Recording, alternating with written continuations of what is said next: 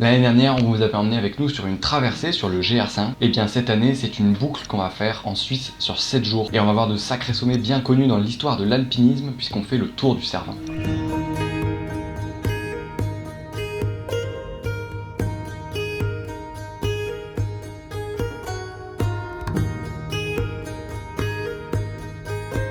On reforme l'équipe de tournage habituelle du Trek estival avec Alex, Pierre-Idriss et Thomas en se retrouvant à Saint-Luc juste à côté de Sierre et on inaugure la semaine avec le premier col, le col de la Forcletta.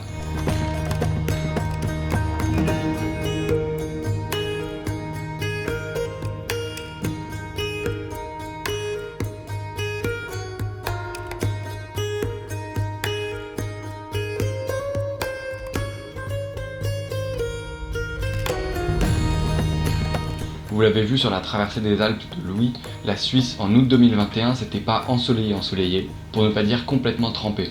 Et en l'occurrence, les premières gouttes commencent à tomber dès notre premier jour. Alors qu'on se dirige vers le point de bivouac du soir, c'est le refuge de Tourtmannhütte, tout simplement un cas d'école de l'hospitalité à la manière suisse. Heureusement, il est situé au pied de deux immenses glaciers qui permettent de compenser l'absence de chaleur humaine.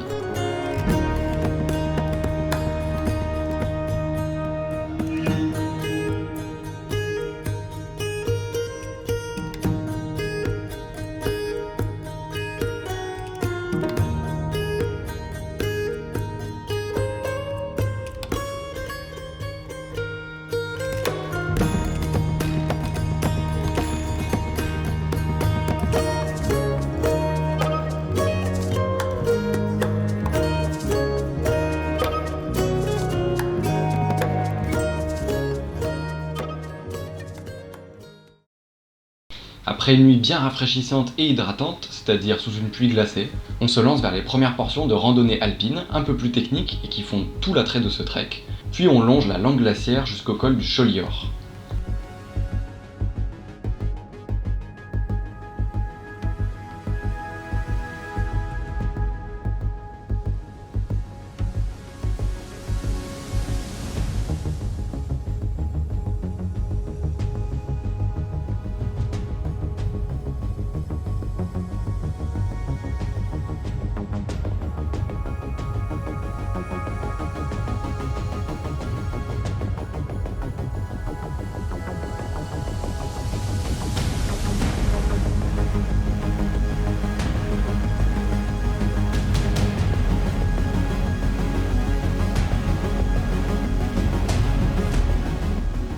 En fait, on ne peut pas trop rester en haut à cause du froid, et on part donc à l'assaut du petit morceau de désescalade qui nous fait redescendre.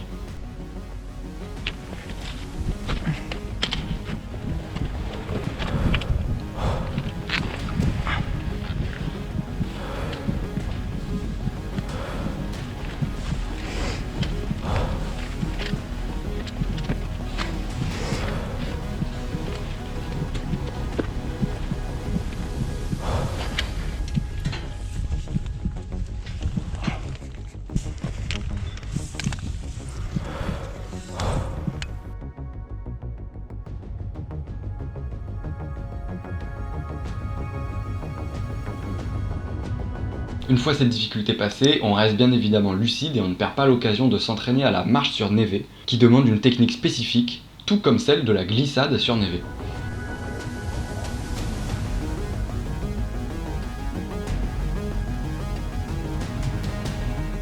Bon, je vous cache pas que c'est un peu là que s'arrête l'amusement. Il est midi passé et on se rend compte qu'on a complètement sous-estimé le tracé à cause d'une mauvaise lecture des lignes isométriques. Ce qui se passe en fait, c'est qu'on longe un flanc de montagne et on pensait qu'on le ferait en descendant, mais en réalité le parcours est extrêmement accidenté. Ça n'arrête pas de monter puis de redescendre et tout est rendu glissant par la pluie. Donc au lieu d'une promenade avec une vue dégagée, l'après-midi est en fait un long calvaire de 6 heures dans les nuages qui nous amène jusqu'à Randa.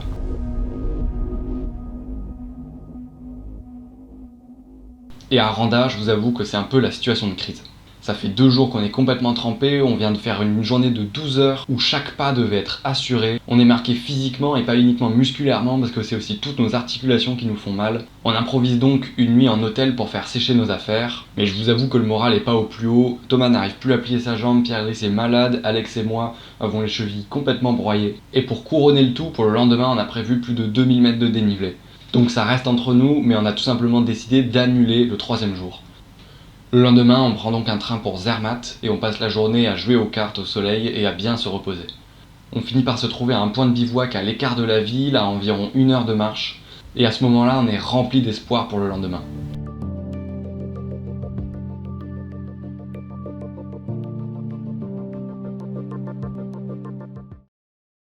Et finalement, nous avions raison d'être optimistes. Nos corps fonctionnent à nouveau, on évolue dans le soleil et surtout, on commence à avoir la vue sur ce sommet si emblématique du Cervin.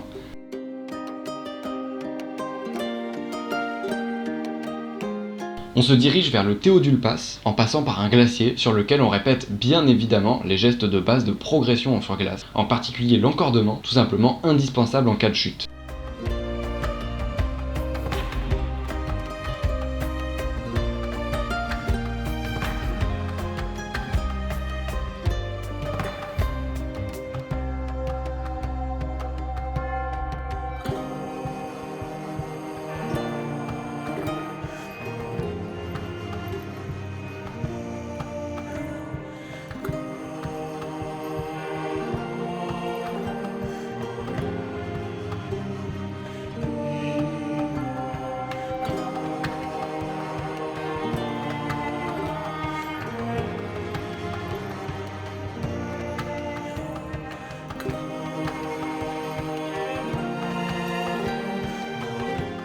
Après le Théodule Pass, on redescend vers Breuil-Servignat pour profiter du contraste entre l'accueil italien et l'accueil suisse, et on s'endort paisiblement après notre première journée de beau temps.